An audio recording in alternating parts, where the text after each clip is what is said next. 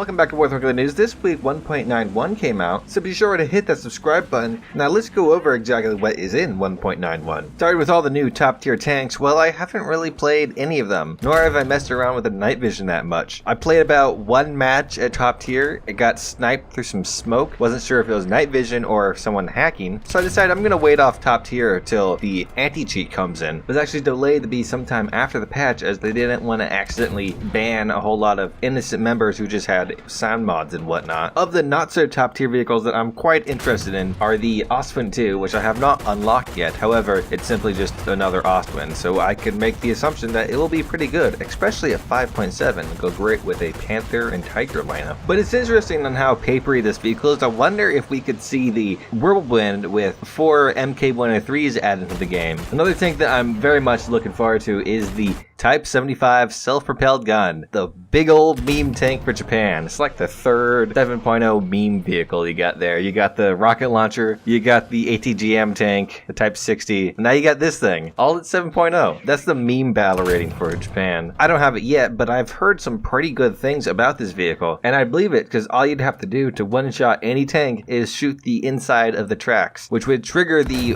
fuse on the 155mm HE shell and blow through the bottom of the tank. It does have quite a few setbacks that might make it a bit hard to play, like no armor, no stabilizer, no laser rangefinder, pretty long reload, is not a very fast tank, has a really high profile, and the proximity shell was unfortunately pretty heavily nerfed. But that won't stop me from memeing the top tier. Step aside, Type 16, we have a new tank destroyer. The only other tanks I really care about are the Chinese ones, but I'm gonna save that till when I'm talking about the Chinese trees. So let's talk about the jets. I'm gonna start off with the F4C Phantom 2. Everybody wants this plane. I swear, I've seen so many people in the F100, despite the fact that the MiG-19 is heavily outperforming everything. I haven't played much top tier jets at all, so I can't say if maybe it's just a learning curve, but it seems to be extremely good with great speeds and turning. The Chinese did use the thing till the 80s, and it did see use in Pakistan till 2002, so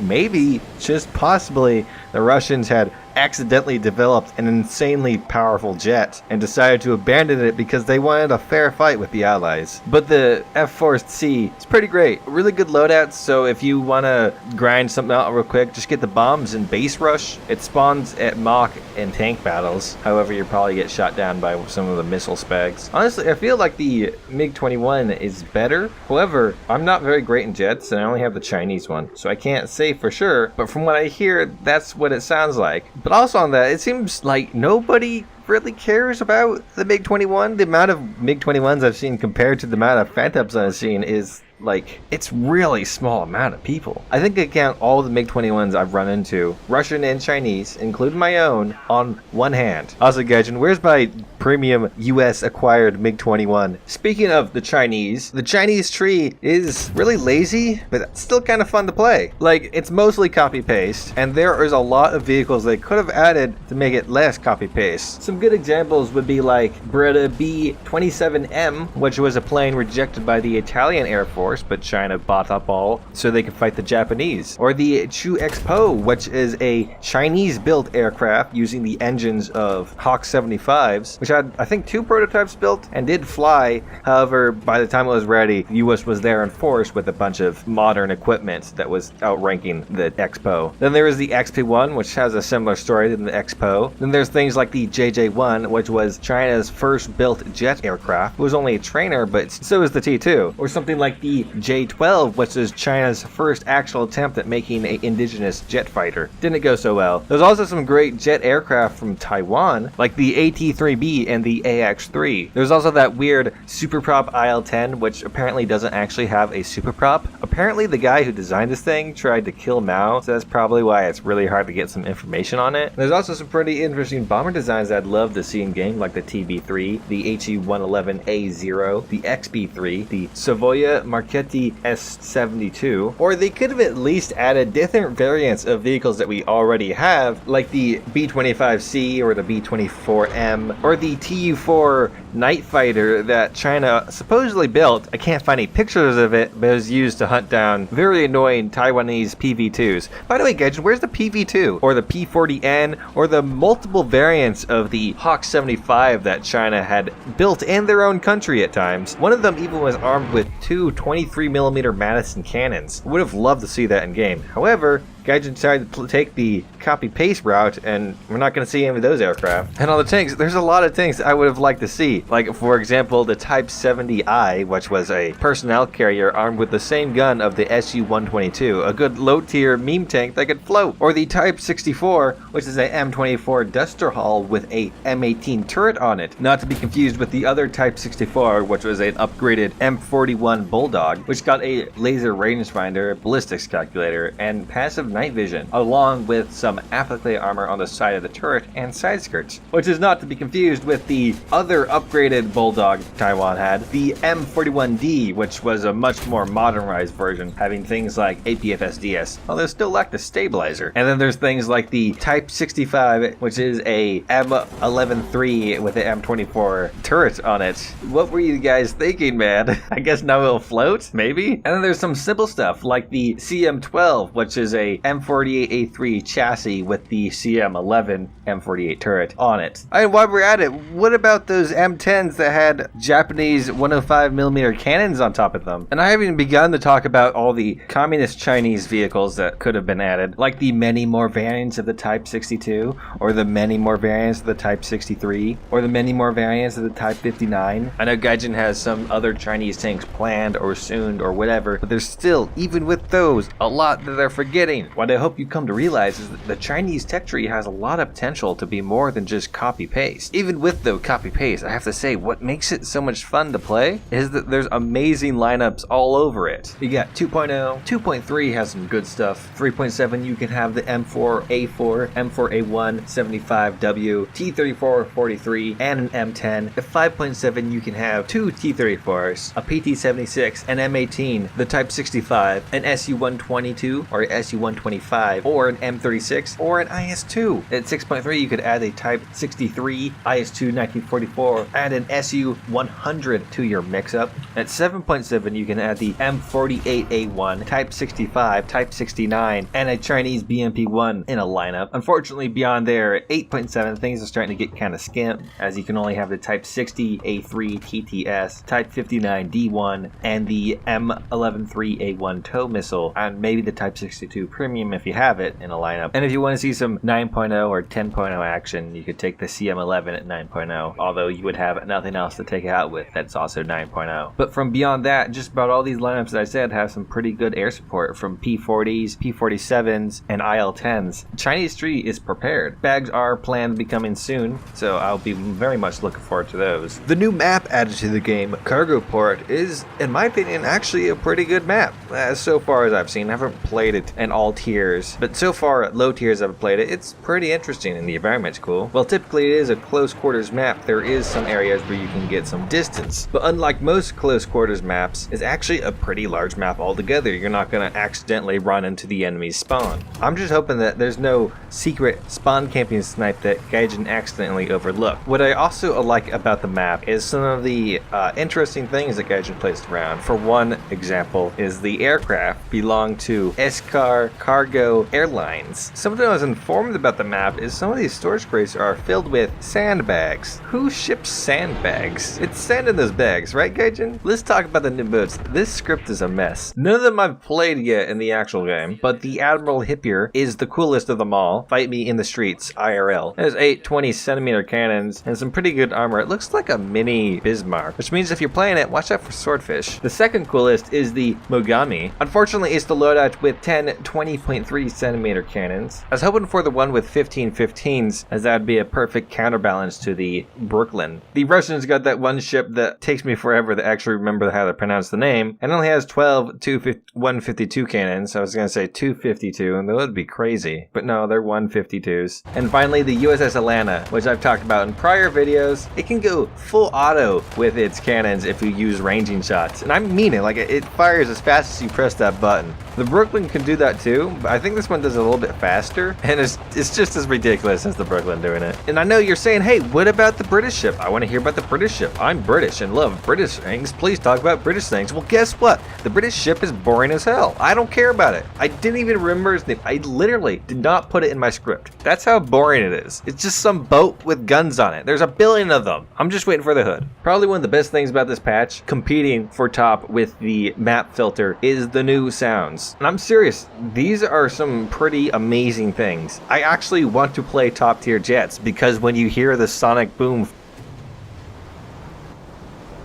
fly past you, it's amazing. Although some of it is kind of messed up. Like when you're flying around, an aircraft sounds like it's closer than it actually is. Some of the cannon sounds are a bit mixed up. I'm hoping that Gaijin can sort this stuff out later, because while it does sound cool as of now, it does affect gameplay, especially when you like hear a plane fly what you assume is above you and it's actually flying below you. It can really mess you up. But of all the new vehicles that you can see in game, there are some in the files with full models that we haven't seen for whatever reason. Of those are the F-89C, which was an F-89 with 30mm cannons, and the F-89J, which was an F-89 that could carry bombs. These have like complete full models, and it's kind of weird. Like the regular standard F-89 that I think saw the most use is a premium. So why would these weird off models not be premium? But why would you have 4 of the same jet as a premium? That'd be weird. Perhaps maybe one's going to be an event vehicle and the other is going to be a squadron vehicle. Maybe they'll both be squadron vehicles. There was the very recent ME-262A1AU1 announced to be a squadron vehicle. Some more unique jets like these F-89s would be ideal candidates. Pretty odd though to get a devlog after the patch for a vehicle that we have not seen yet. Also what's strange is on this devlog I can't see any release date when this plane is to be added. I wonder if Gaijin is planning to go crazy like they did last year and have 2 patches smacked right next to each other. Maybe we could expect 1.93 at the end of October, which is the anniversary of War Thunder. If so, I'm gonna have to step up my game and start making more videos. But anyways, what else was found in the files was not actually a full model, but just the pylon, a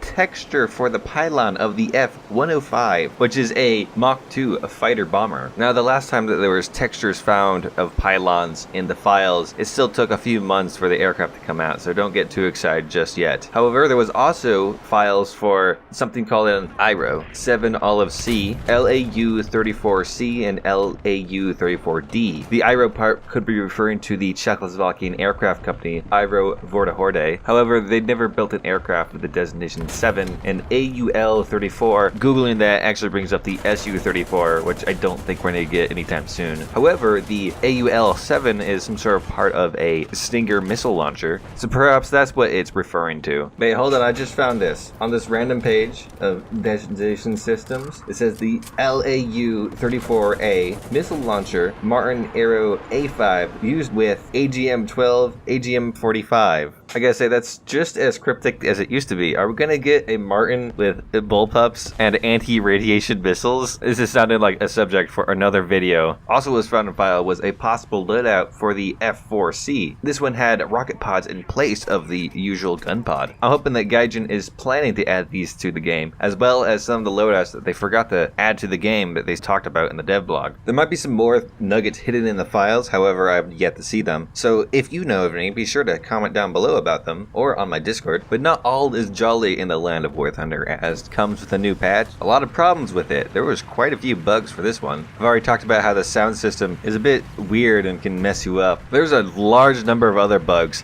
especially in the Chinese tree, where the M4A175W was marked as 5.0 and then quickly changed down to 3.7, or the fact that the T-26 is the wrong model, China never had the one without the basket above the turret, or that the Chinese Gladiator is also the wrong model, they only had a one with 2 propeller blades, not 3. There's a few other that I've scrubbed from my memory. And also on the new map, there are certain spots that are concrete visually, however, the game acts as if it's made of dirt, and so you don't get the speed boost. Although there was a large amount of bug fixes with the patch coming, I want to do a separate video where I just rigged the entire patch notes, so expect that sometime in the future. But not only bugs were the issue, there was a lot of drama with this patch. Start off, I think the biggest one was the removal of the Taiwanese flags from the Taiwanese vehicles. The reason why this was done, I assume, is kind of obvious. Gaijin is obviously pandering to somebody down the line who is very annoyed that Taiwan is being representative of having its own flag. As you could assume, this is a heavily political issue over in Asia. I'm not really sure if I want to jump into it. However, I will say that removing the Republic of China flag from the vehicles that the Republic of China used during the Second World War is really dumb. It would be quite the equivalent of removing the Reichskriegsflagge from all the Second World War II German vehicles and replacing it with the modern day German flag because you don't want to offend anyone's feelings. Removing the Republic of China flag also annoyed quite a few, as you would guess, Taiwanese players, and actually got even into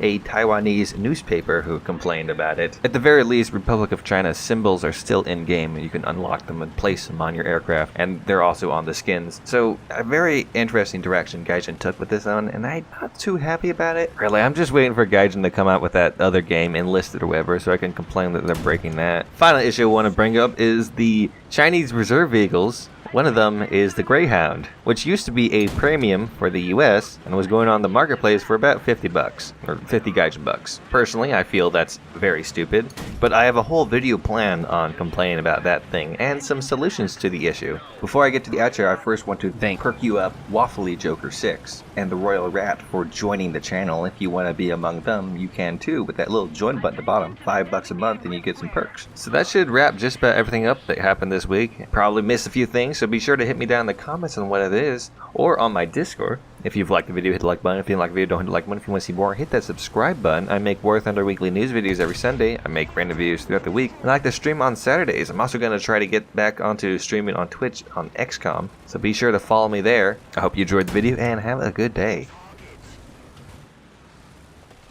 As for bonus news, well, Tiny German 26 decided to ask around on the forums on whether the Volti V11 and V12, as well as the A6M, P51B, P40N, Hawk 75, and other stuff were to be added to the Chinese tree, as I was talking about earlier in this video. And Sim10EP replied with, there will indeed be more aircraft for China in the future. This is only the initial launch of the tree. As for Pacific vehicles, well, you'll have to stay tuned for the dev blogs for that.